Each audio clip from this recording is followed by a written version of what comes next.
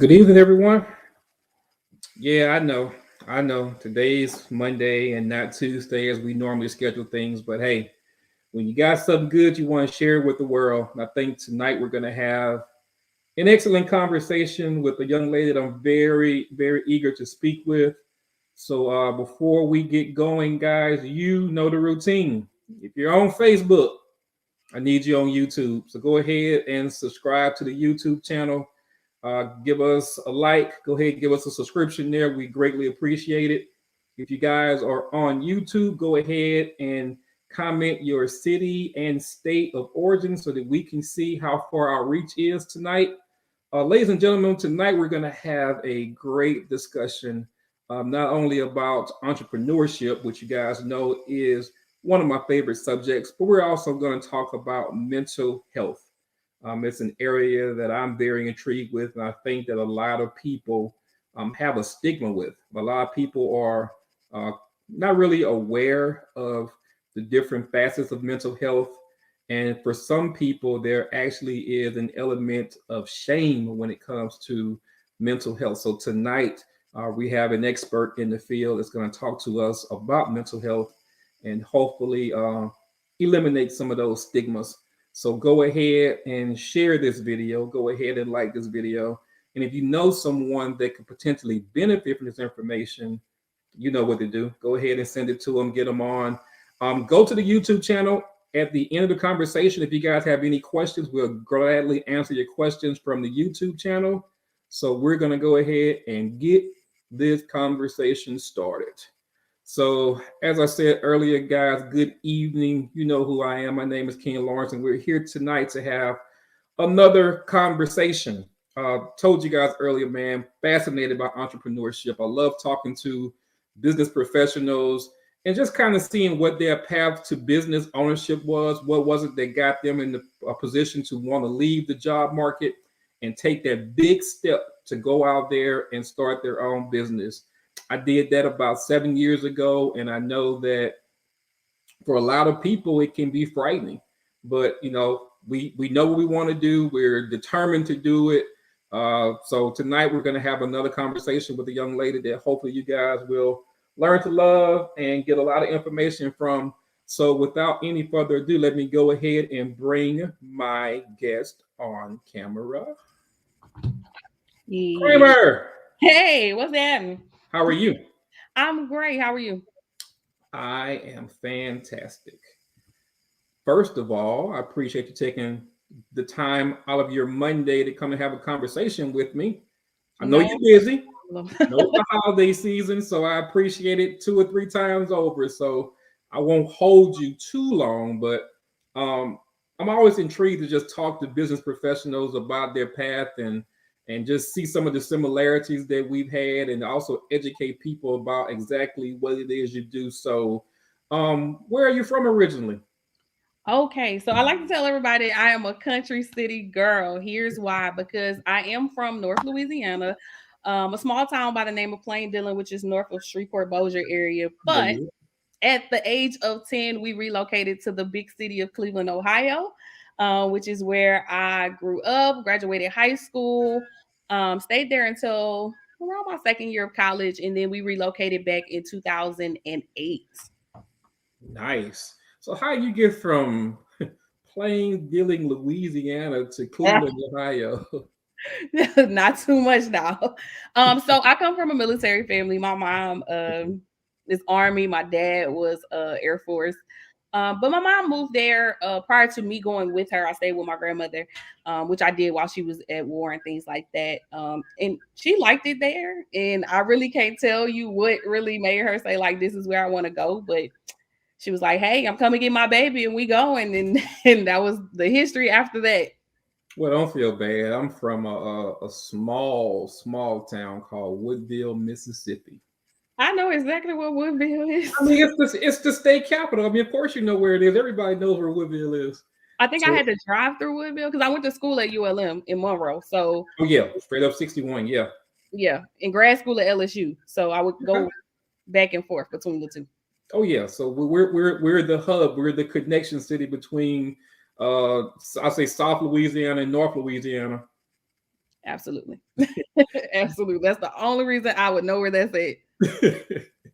So you're currently in Lafayette? Yes, definitely. I've been in Lafayette, oh God, since 2013. Was not the plan, but I've been here for a while. Man, Lafayette's cool. Lafayette's cool, man. I was telling Kelsey last week we had a conversation, man. Lafayette is really one of my favorite cities. I worked in Lafayette for about 2 years when I was doing retail, and Mm-hmm. um, I was fascinated by how different Lafayette was from Baton Rouge. In Baton Rouge, on the north side of town, you have all the Southern people. On the south side of town, you have all the LSU people. And it's not too often that they party together. They don't really commingle like talking about it. But in Lafayette, man, you go downtown Lafayette on a Thursday night, you see a little bit of everything. Absolutely. I would say I absolutely love Lafayette. I think it's definitely one of the best decisions that I've actually made in my life. And I think I would not be in the place that I'm in as far as my career if I had not moved here. And for a lot of people, I know they probably think that that's backwards because I was in Baton Rouge. I graduated from LSU with my master's. I was there. But it just never felt like home or like I actually had a place there. And Lafayette is so unique in that way. And I talk about that all the time when we talk about racism in the South. It looks a little bit different here in Lafayette. I It won't say that does, it yeah. doesn't exist, but it definitely looks a little bit different, especially in reference to what you were mentioning with Baton Rouge. I had a lot of different experiences there, and nothing that I like what I've experienced here is I've always felt welcome here. Yeah, Every- Lafayette is, yeah, very welcoming, very welcoming. It took me a minute to get used to the language, but after you get past the language, man, as far as the community, it's a very welcoming community. And I also told Kelsey that I actually prefer Lafayette food over New Orleans food. oh yeah, it's the best. I tell people that all the time, like it's the best. But I will say this, as a person who has lived at every point of the state, Shreveport, Monroe, Lafayette, Baton Rouge. I go to New Orleans. I never lived there, but I think every point has its own like thing that's good. Mm-hmm.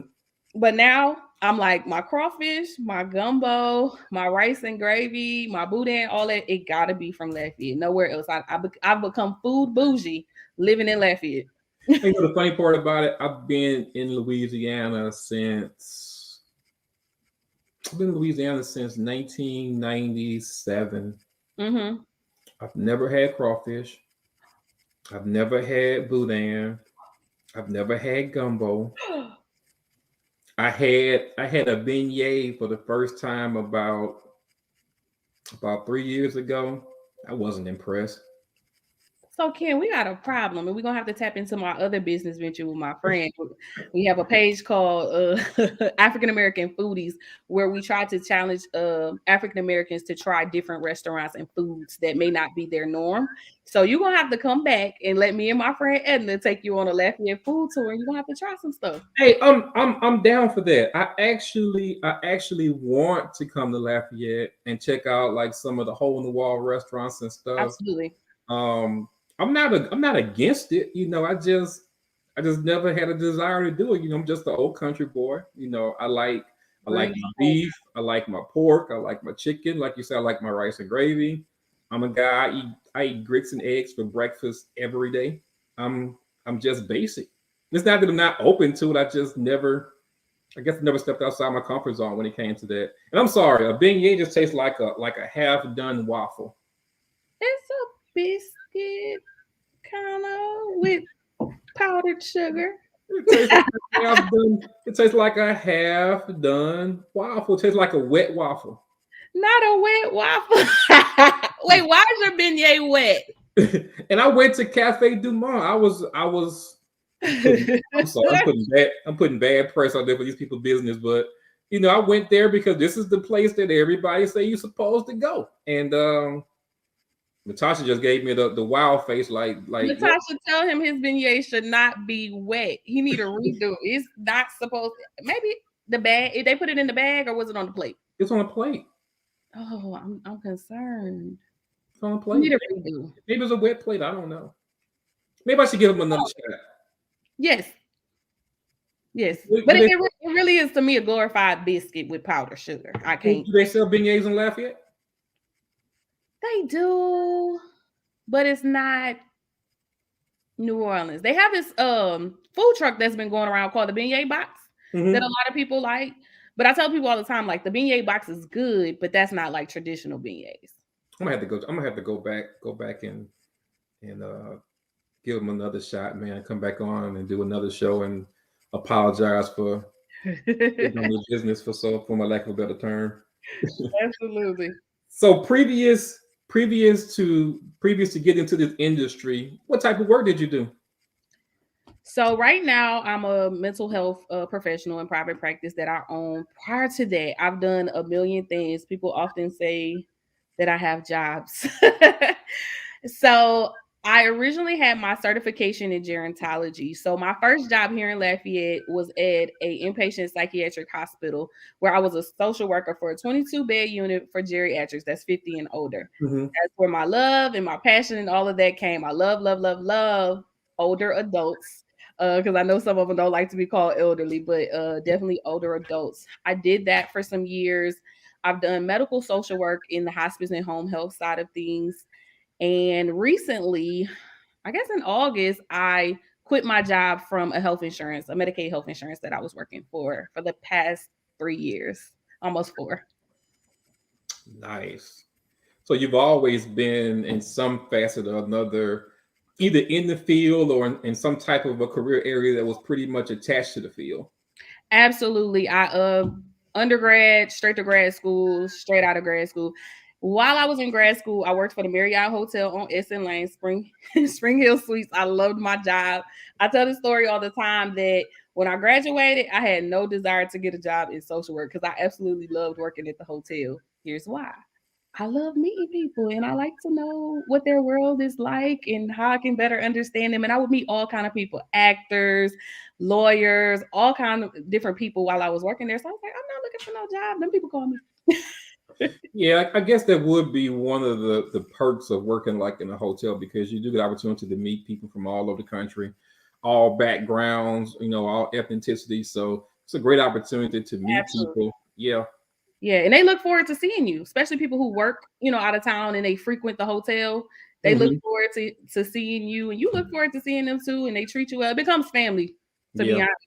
Yeah, Hmm. there are some people who are brand loyal when it comes to hotels. They travel, and regardless of where they go, they have one particular unit that they stay in everywhere they go. So, some of the people, I'm sure you probably see them over and over again, and they Yeah. looking for that. They wanted their rewards, they free bottle of water and cookies. Cookies. Cookies. We used to have cookies for them. We would give them the what is it? Is it Granny's cookies or something like that? The little packs. I didn't know about the cookies. We give them cookies. Hmm. Oh man! So with everything that you've done, and I know you say you worked with a couple other companies before you actually started your own business. So what was it that gave you the inspiration and the idea and the drive to go ahead and just start your own practice? Man, so agape, unconditional love in spite of anything. And if you're a Christian, you know that's biblical. But I've had agape as an LLC since 2019. I also had a nonprofit called Grief Speaks, which I still have, but we're just not active right now. But I always had this fear, this imposter syndrome that people talk about. I'm not sure if you're familiar with it, where you just really don't see yourself in the same light or the same way that other people see you. You don't view yourself as worthy or capable or having the ability to do big things. And for years, it was just sitting there, and I would have people constantly motivating me. And it was through my own journey and my own therapeutic relationship with my therapist that she was able to literally speak life into me and encourage me for like the last couple of years. She's like, you have everything that you need to be successful. The only thing literally holding you back is you. Yeah. So I actually had a plan to launch my private practice this year. And this is the first time that I'm actually sharing this. I had a failed engagement. That is what happened. Okay. That is literally what happened. And I tell people all the time, I say, man, something literally had to die for this to be birthed. And I Wow. cannot see Yeah. myself being in this position had that not taken place the way that it did. Because I went through a period where I had to take FMLA. I'm gonna just be real. People don't like to talk about it. A breakup is hard. And most of the time people don't want to have conversations about breakups unless it's a divorce. I was about to marry this person. So I was out of work from June of this year to the beginning of August. And it was just something, this internal feeling just kept saying, your time is now. Your time is now. You got to do it. You got to do it. And also, I'm a part of this program called Leadership Institute of Acadiana, where I was around other individuals who are already entrepreneurs, or I was around big CEOs and all these companies, and they would say, the only thing that you have to do to be successful is fail. It's like, if you don't do it, you won't know if you can do it or not. So it was just kind of like, okay, I'm gonna do it. I literally picked the date and said, I'm not going back to work. Two, I'm gonna have these clients by this date. I set a goal for the amount of clients I wanted to have by a certain date. I surpassed that. And my mind is still blown thinking about that. And I just allowed the people around me. And that's why we were kind of talking earlier. I tell people all the time, relationships are so important. Every single person that you come into contact adds some kind of value to your life, whether you want to recognize it or not, good, bad, or ugly. Right. And the season that I was in, I was surrounded by so many great people. And they literally just kind of kept motivating me. And I started speaking it. I used to be like, hi, my name is Kramer. I am the owner of Agape Therapeutic Solutions. I ain't had no clients, but I was the owner. So that's really what, kind of made me start it. What was that quote that you say that the person told you again? Fail and fail hard. No, Which one? what was it? Man, it was bars. I wanted to stop you and get you to say it. Not bars. It was bars. The only thing that's stopping you from succeeding was you or something. Oh, it's me. I was in my own way. Yeah. Yeah. What's up, Cortez? Look, he wanted the people. Thank you, Cortez. I can never repay you ever. That's my guy, man. That's small world. That's my guy, man. My guy. I don't come to Lafayette without trying to holler at my guy, man. Yeah, he was definitely. You all would know each other.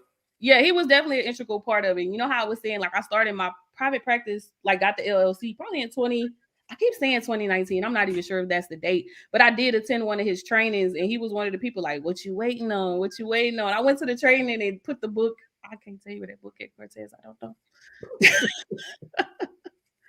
Yeah, Cortez is one of those people, man, like, even for me, I'm a high-strung guy, very ambitious, but he's one of those people who, when I'm around him, it makes me want to be better. It makes me challenge myself and makes me question, am I really giving it everything that I got? And on top of that, once I accomplish this, what's the game plan after that? So, if you connected to my guy, man, you connected with good people. So it's funny you say that, because I'm thinking back, like, I used to tell all these people that were business owners before me, I'm like, man, I really look up to you and I want to be like you. And they're like, no, I'm trying to be like you. I'm like, what I'm doing? And that's that imposter syndrome that I was kind of talking about. And I think for years that was what was literally keeping me from doing it, was that I was scared. And I'm like, where my money coming from? How am I going to do this? And in my mind, I had made up that, okay, once I get married, that'll be another income in the house and we can do this thing together. And the reality is, no.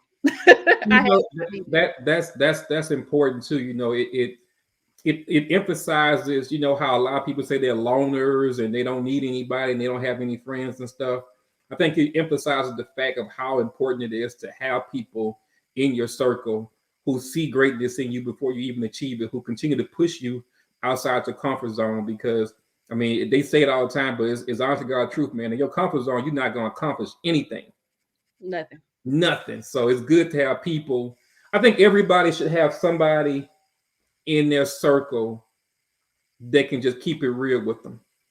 They don't have to be filtered. They can come straight at you. They see something that you're doing that's wrong, something you're doing that's hurting you, that they can come to you, straight talk, no chaser, and just get your mind right. And at the end of the day, you're not insulted by it. You're not hurt by it. Well, you may be hurt, but you're not insulted by it. And you don't understand that everything they're doing is in love.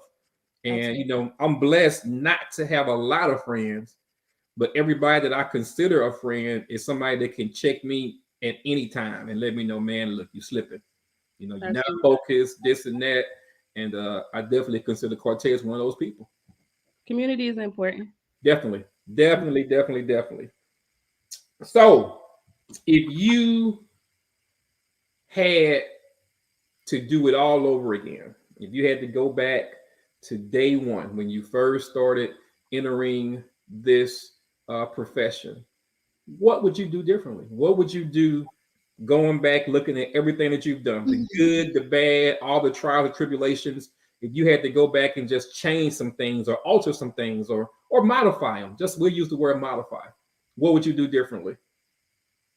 Man, to be honest, I know this is about to sound so vain. I wouldn't do nothing different.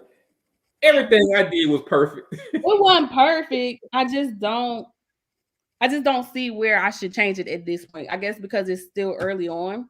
Mm-hmm. I guess one thing was just staying true to myself and the type of clients I wanted to see and the people that I wanted to attract to my business, and just remembering that like everybody's not my client. Yeah. Um, and I guess I'm speaking from a money perspective as well. That a lot of people try to convince me to change some things about how much I charge or the insurances that I accept versus what I don't accept. And I kind of found myself kind of questioning myself during that season. And no.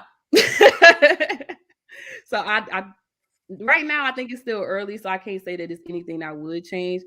Probably just be a little more organized. I'm a little procrastinator. Well, I mean, I guess in that regard, though, and Kelsey talked about that last week too. How each time you achieve a new plateau, man, that plan that you had goes out the window. Absolutely. So I mean, even if you're organized today, 2022 comes along and the business grows and things happen.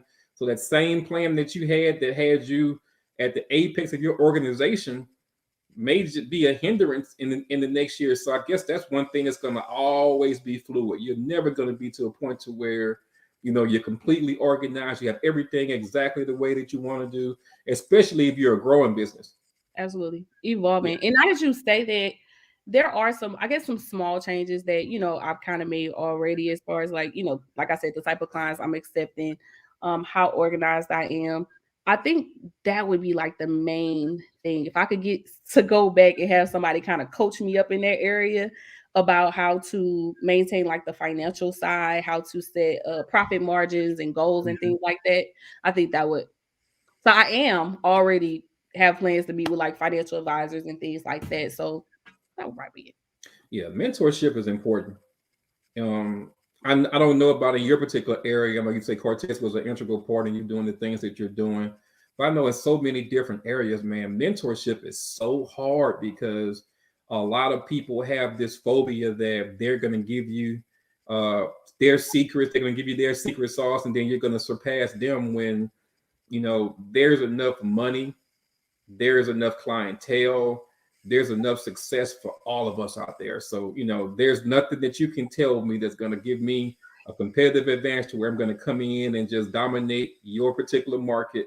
Because even in your field, different age groups, different genres and stuff. So, you know, mentorship is hard, but I just think it's so necessary, and it helps us to get from point A to point B a lot faster if we have a good one. Yeah, I'm actually mentoring some people now, because I do see some areas of growth in myself that I wish I had like early on, way before I even got into private practice, before I even got into the field. So I'm trying to. That's my way of giving back, trying to catch that in some other young adults that I see who have the same interest in as that I have. Mm-hmm. Um, so yeah, and look, Cortez, no competition, collaboration. He always said that for years. He say, "There's room, there's money over here." He's absolutely correct, man. He's absolutely correct. You know, and people don't understand that everybody has a particular niche. Absolutely. Everybody has a particular area where they're more proficient than the next person at. So, if we could ever get to a point to where we could collaborate, like you say, and we could share resources and we can share, like you may have problems with getting your finances in order.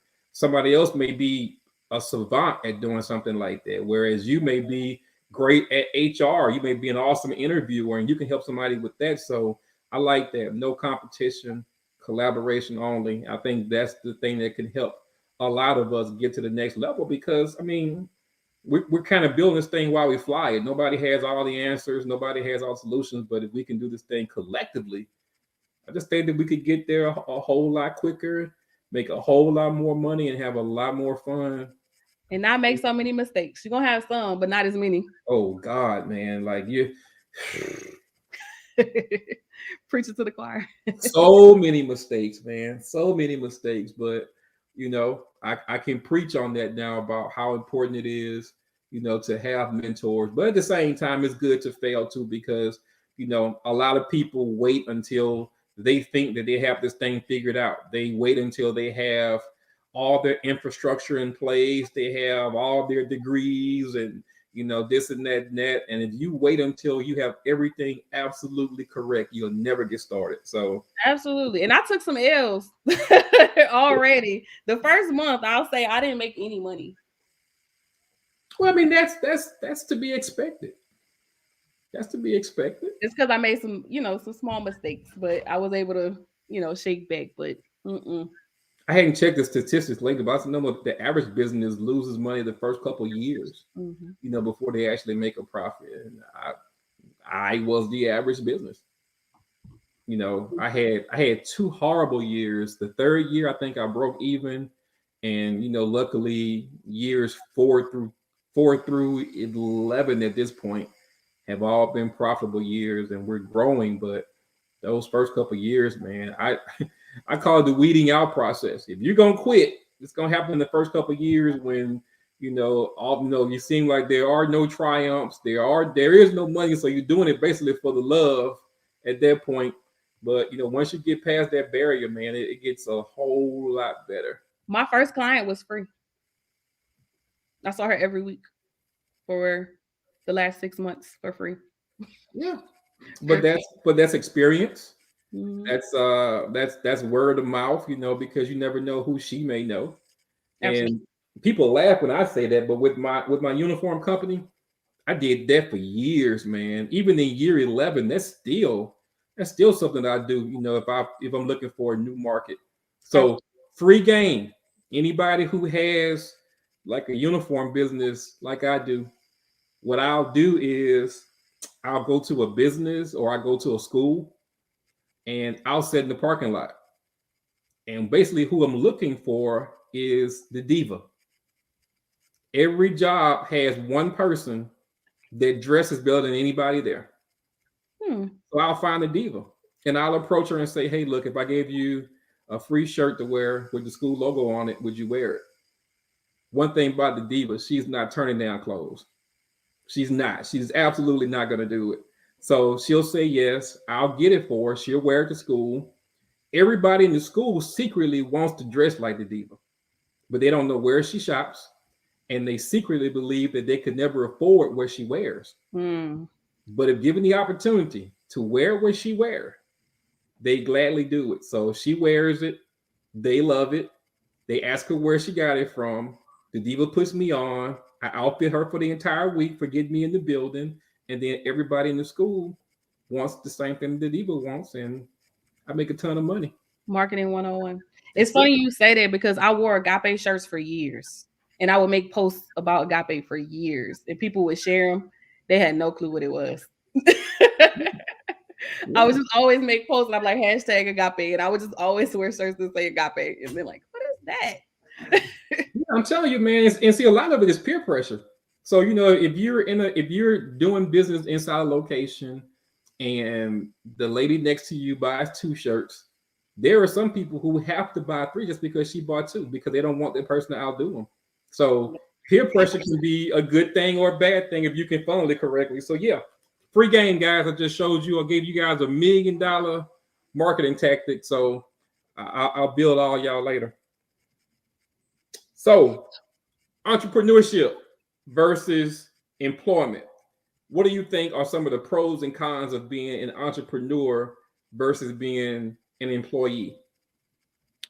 I would say my freedom. I make my own schedule. If I don't want to work tomorrow, I don't work tomorrow. Of course, I'm a feel it, in other ways. Right. The freedom of not only like with the schedule, just the freedom of my mind. Yeah. Because working in corporate, you're more like a puppet. You don't have that much room to do anything outside of what they say you can do. You feel like you do something, but I just remember during COVID, when everybody was on, I can't think of the app. It'll come to me later. But anyway, there was a conversation versus like corporate versus entrepreneurship, and they were talking about like you literally cannot do both. It's going to come to a point where you got to choose. Yeah. And corporate does not put you in a position where you can do both. And I agree. I agree because it's going to come a point in time to where your passion will always be with your business, and you would absolutely lose all desire to come to work, and your job performance will suffer because of it. Yeah. For me, it was more so like my mental health, because when I realized that they did not care about how I was doing, I was like, man, like I'm over here killing myself for a business that, I know this is cliche, but if I die today, they're gonna send an email talking about they hiring tomorrow. Yep. And I felt like I was putting like my blood, sweat, and tears into this organization where that could have been into my own, but I didn't even have the mental capacity to do so because I'm over here draining myself in somebody else's job. In my mind, I'm like, I'm gonna do agape after 5, but I can't because I'm tired. Like I'm mentally tired from working somebody else's business plan, and they up with their feet up. And ironically, and I'm not pooping on people who work a job or whatever, but I really think that's part of the process. I think that this part of the process for you to come to work every day, they're going to pay you enough to where it's enticing enough just for you to stay there, not enough for you ever to become your boss's neighbor. And usually when you leave work, not just physically, but emotionally, you're at a point to where you don't want to go home and do anything else. Yeah. But what I tell everybody, like everybody asks me, like, when do you know when it's time to leave? When do you know when it's time for you to leave the job and do the business? And a lot of people will put a financial number on it, and I absolutely get that. You should be making at least what you're making on your job, if not more, before you take that step. But the spiritual side of me believes this, especially if you pray for clarity. Yeah. I honestly believe that you will know when it's time for you to leave your job when God makes your presence there so uncomfortable that you can no longer bear it. Because it got to a point to where, man, I absolutely hated my job. Jesus Christ, I hated that place. I was definitely there. I had a desire to go back. It was a plan to go back, but it was like the closer I got to it, the more I got anxious. I'm like, it felt like the walls were caving in on me every day. Every day, just like the walls were caving in on me. And I shared this last week, but when I quit my job, I literally took a lunch break and never came back. FMLA ain't come back. Lunch break and never came back, man. So you have 3 days. After 3 days, they can fire you for job abandonment. I took each of those 3 days before I made the decision that I was not going back. But you gave me the letter.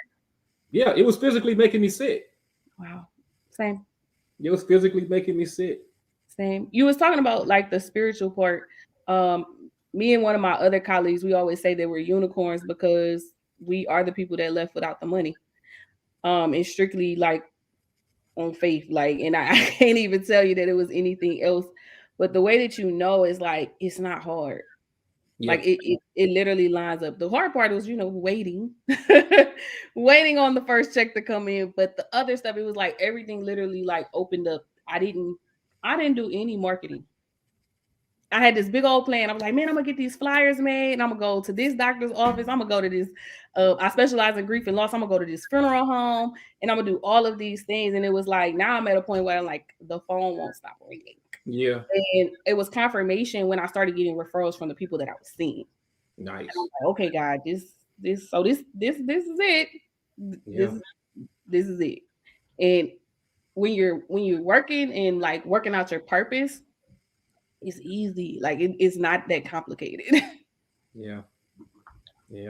That spiritual side, man. That's really what keeps you afloat when things are not really going as well as they should, because in the beginning it's gonna be a lot of questions, man. It's gonna be a lot of, I don't care how strong your faith is, I don't care how much confidence you have in yourself, it's gonna be those days that you wonder if you made the right decision.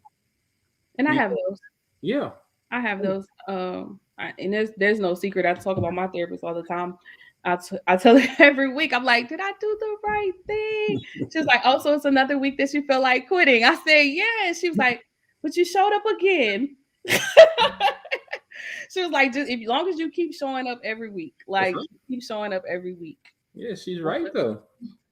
So we talked about the pros. The pros is, having that flexibility to kind of work whenever you desire to, and that's definitely a pro.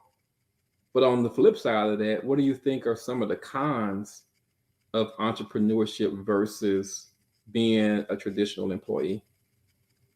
You don't work, you don't get paid. That's a big one.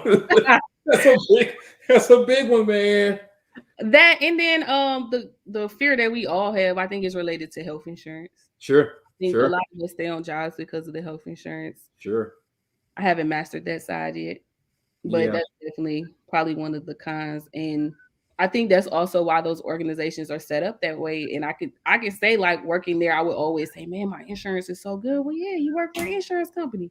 yeah. It's not supposed to be high. It ain't supposed to be high anyway. But that's a whole nother conversation for another day. We'll, But we'll, we'll definitely have that talk in the future. For real. that's a part of how they keep you there. It's like, hey, we give you insurance, we give you this and that and all of that. But I would say that's one of the cons. For me, I would say learning the business. It's definitely, it's been a learning curve and it's Mhm. challenging every single day. I realize, like, I don't know a lot as far as about being a first generation entrepreneur. Mhm. And that's when things get complicated and hard. It's a lot of like, I wish I knew this a long time ago. I wish somebody would have showed me this a long time ago. Why they didn't teach me this in college? Why I took all them classes? I ain't need that. Hey man, you actually going through my script for future shows. We'll have that conversation too. yeah, My we'll we'll definitely have that conversation. We were talking about that this morning. Somebody asked me a question about what did I think was the biggest ripoff, that the biggest legal ripoff, the thing that we endorse the most as actually a ripoff. And I absolutely think it's college. I do. mm. And here's why. Can you tell me why business management needs to be a 4-year course, a 4-year degree? I have a friend who has a degree in nutrition. Do you really need to go to school 4 years for a nutrition degree? How many people do you know that have more student loan than their annual salary times 4? Well, you don't count. You're gonna make your money back. It's Some coming. people will never recoup that money. It's coming.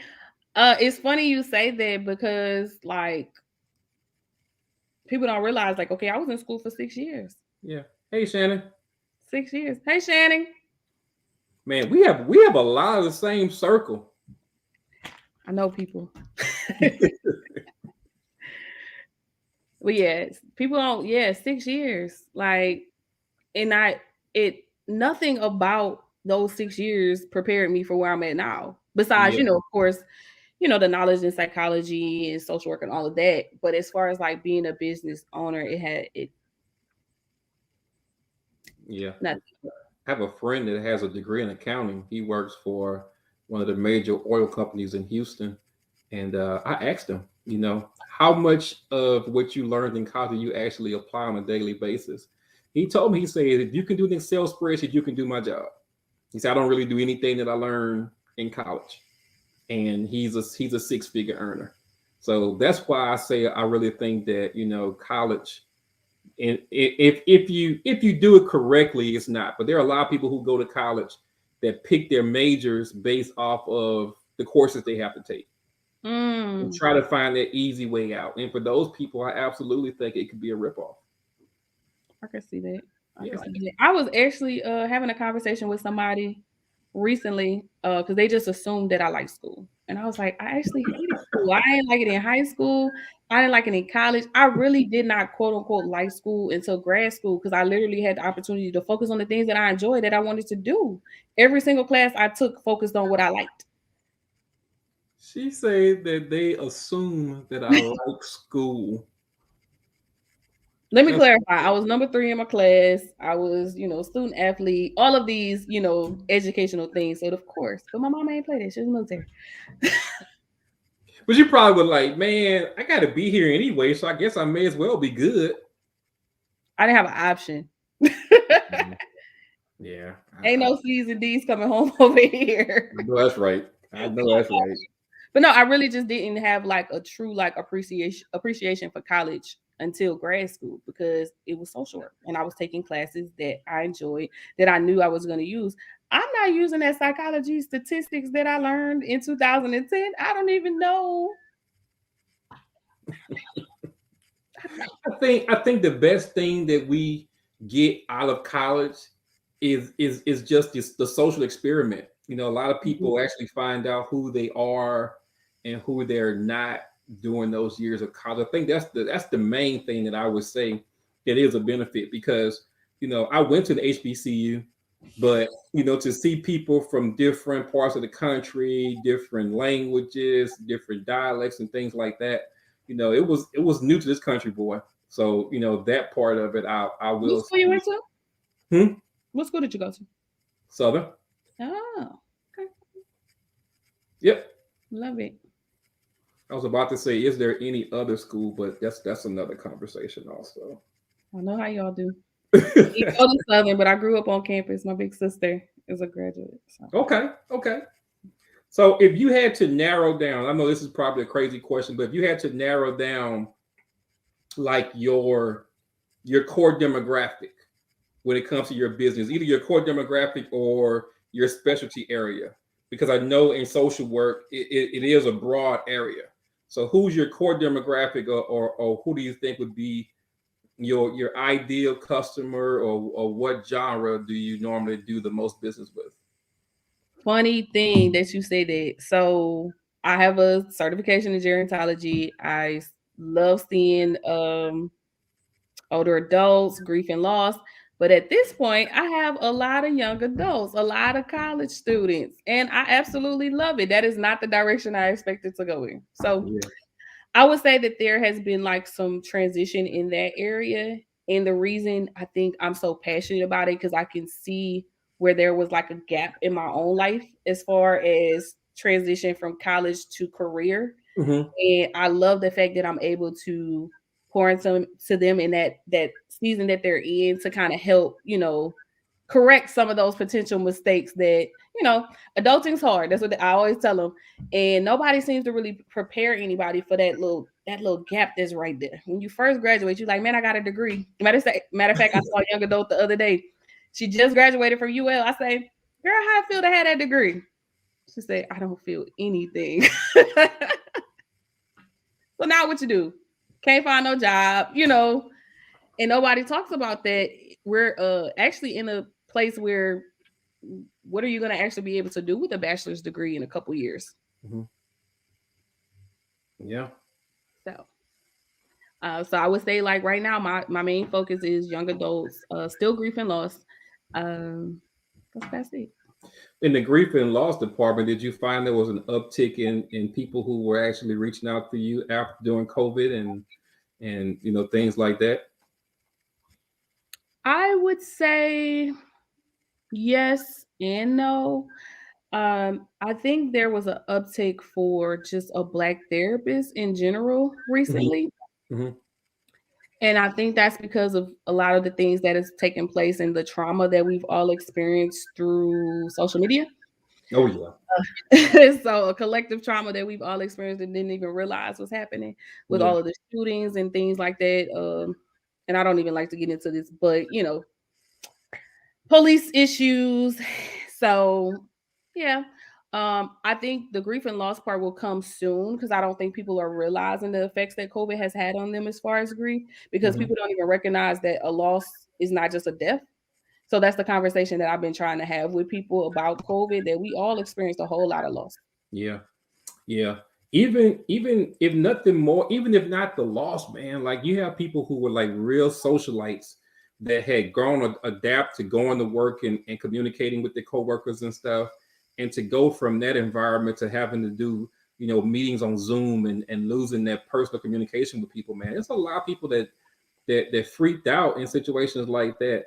Um, I talked to a lady who was married. She was married for years, and she had a divorce a couple months before we went quarantine, and she said that's when it really hit her that she was actually divorced, because when she was working, she could kind of mask it a little bit because she was out in public, she was talking to people. The only time that she was home alone was in the evening time, and at that point in time, all she wanted to do was go ahead, bath, and get ready for the next day.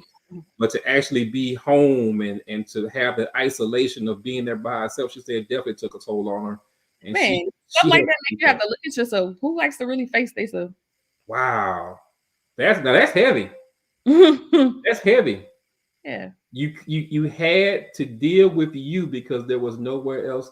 There was nothing else. You got to deal with you That's because heavy. nobody else deal with you. That's heavy, man. That's heavy. I never thought about it that way, but that's super heavy.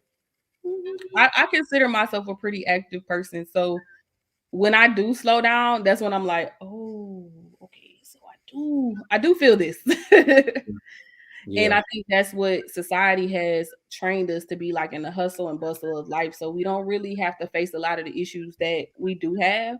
Is when we actually slow down and we're with ourselves, solitude, which is why that's important, so that it doesn't hit us so hard. And then you like, oh, like why? So why do I feel this way? And that's the same thing with grief. It's delayed. Ultimately, what she's feeling is delayed grief. COVID made her face it though.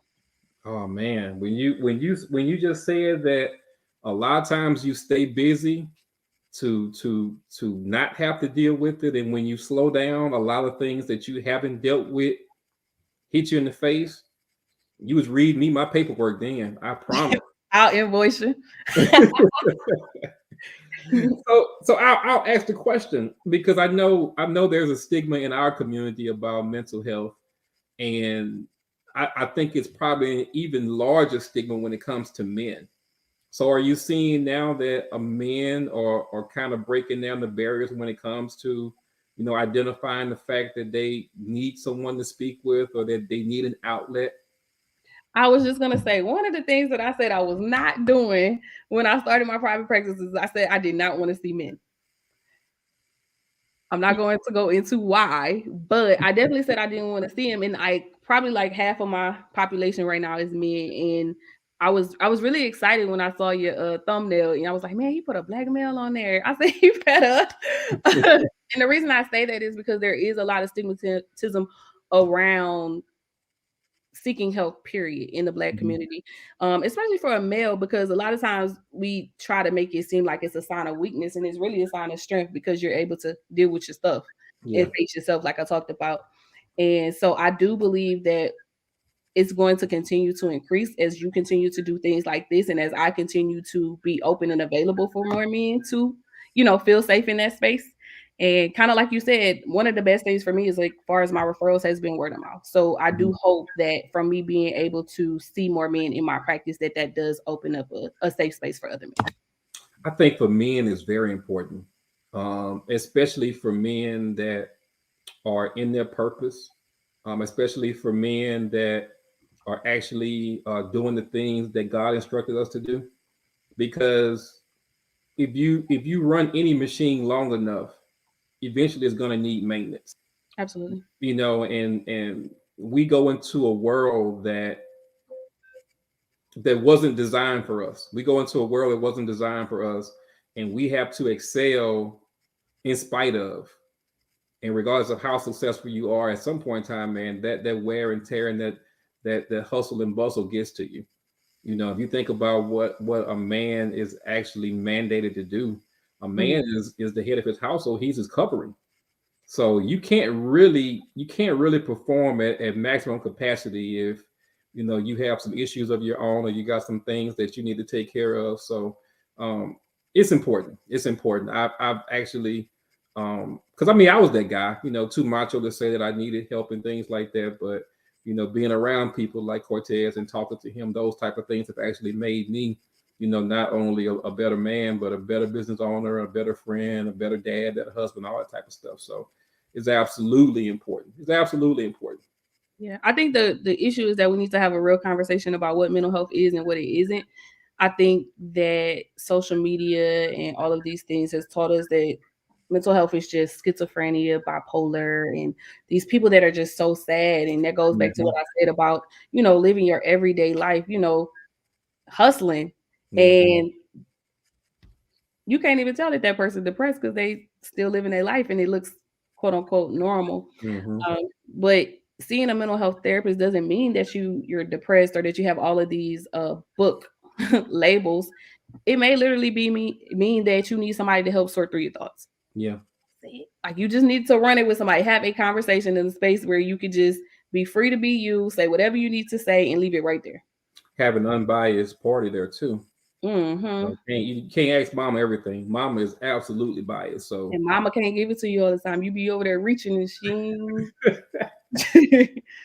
she not giving it because she ain't got it, but we don't consider those things. Yeah. You're seeking help from somebody that need help with all the things that she went through that you never knew about. Man, that's solid. Yeah. That is solid. So, I mean, you're doing well. You seem to at least have it together as far as I can see. You have a history of achieving. So the question that I always ask is what's next? I mean, I know that as ambitious as you are, you're not going to be satisfied with where you are right now.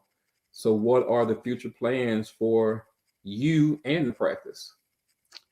I would say you were talking about purpose earlier, and I recognized earlier this year after I had this speaking engagement in LA that my purpose was to do exactly what we're doing here now, is to educate people on mental health, educate them on their purpose, their work, and all of those things. So what's next is more speaking engagements so people can learn and thrive and glean from me. So that's what's next. I like how you slid that in there. Had a speaking engagement in LA. Hey, I had a speaking engagement in LA. She slid that in there nice. I mean, I could have said Japan because that happened too, but it was virtual. Hey, man, look. Hey, that's what I'm telling everybody in 2022, man. For people who are successful, man, look, we've been humble long enough. It's time to start letting people know that everybody not losing. I'm tired of hearing people say, you never hear any good news anymore. No, we don't hear good news because when we tell y'all something good going on, you say we bragging. But guess what? Ain't able. Hey, man. Yeah, that's the ultimate hate, man. Everybody ain't able, and you need to humble yourself. The two most ridiculous things somebody can say to you. So in 2022, man, we showing receipts. We showing receipts. The people who rock with us, they're gonna rock with us. Our energy and our enthusiasm is gonna bring more like-minded people toward us. So we not being humble next year. Next year we actually putting it out there. We did it. Your work does not mean that you're not humble. Yeah, that means exactly I agree. You see your work. That's it. See, this is what I say. When you actually go out there and you tell the world what you've accomplished, I think it's giving God the glory. I think it's giving God the glory. Because how can people attest to how good God is if we've never seen his work? Yeah. It got to bear some kind of fruit, huh? I promise, man. You got to. You got to. So, man, look, I'm not going to hold you. I know this was very, very impromptu. Appreciate you jumping on. I'm glad to know now that we have some of the same circle. And I told Kelsey that I was going to come to Lafayette. So now when I come to Lafayette, I'm going to come to Lafayette. I'm gonna snag you up. We're gonna go grab Cortez, and we gonna hole in the wall hop. We're gonna go and sample us some food. I like it. So in parting, if you had to talk to, look at this dude here, man. Right now. I don't know if you're talking about the serious part or the part about the food. I never know with him. That's your bedtime. So you say you do speaking engagements. So if you were talking to someone right now that was seriously considering following their dream or was seriously thinking about jumping into entrepreneurship, what would you tell them? What would be your words of encouragement to somebody right now that was considering doing the exact same thing that you did and starting their own business? It's very, very, very simple. It's not anything major. And I kind of dropped some of it early on in the conversation. Get out of your mind and into your purpose. That's it. It starts here. I'm gonna go back and I'm gonna watch the recording and I'm gonna inbox you the bars you dropped. You're trying to figure out what you said. I can't remember what it was, man, but it was solid. Mm-hmm. And you got to think about it. I have a t-shirt business that may end up on somebody's t-shirt. I hope it's mine. Don't be stealing my stealing my bars and putting it on no t-shirt and ain't giving me my credit. I don't mind paying royalties. I'm fair. I don't want no percentage. I don't want no split. Okay. So like I told you earlier, man, I appreciate you coming taking some time with me. We're definitely gonna stay connected. You know, I do this. I'm gonna start doing it once a week for the entrepreneurial side, but we also talk about a lot of different topics, man. And as we said in the intro, you know, my goal is never to be right or wrong. It's just to have the conversation, just so that we can see things from different perspectives. And at the end of the day, you never know, man. Somebody may say something or show you a way of looking at things that may just change your mind. And that's really all I want to do. So we'll definitely connect and do this again with a couple different topics and things of that nature, if you're open to it, of course. Just make sure you catch me while you can. No, I'm just kidding. Before she go back to LA. I appreciate you being patient with me, though. I know we kind of went back and forth for a little while, but I had to make sure I had enough space for you. Well, I understand business, and I know that, you know, even though we say that in business we make our own schedule, a lot of times the business makes the schedule for us in certain situations. So I work more hours now than I did. Oh yeah. But it's still different. So I'm good. Yeah, I understand that. You know, I pride myself on being flexible when it comes to stuff like that. So we'll definitely connect. We'll definitely do this again. And for those of you who are watching this, man, look, go to the YouTube channel. Go ahead and subscribe to the show, man. This show is gonna be fire. Right now, we're building it while we're flying it, but you know, as we continue to grow and we add topics and we begin to network with a lot of people, I think we're definitely going to start impacting people just through conversation. I'm solid in the fact that if we can talk, if we can just communicate, we'll find out that there's a lot more that unites us than it is that divides us. So go to YouTube, pop in Conversations with Ken, give your boy a subscription, give me a like, you can share it. Hit the bell so that you can see whenever we drop videos, because it will not be just on Mondays or Tuesdays. We got a lot of things in mind. And if you want to connect with me, go ahead and hit me up on Facebook under Ken Lawrence. Would love to meet you guys. And if any of you are entrepreneurs and want to come on and have this conversation with me, you are absolutely welcome to do it. Appreciate you. Absolutely. Thank you for having me. All right. And for everybody that's watching, we will see you guys very soon with another show. Appreciate you guys for rocking with me. Everybody have a fantastic evening.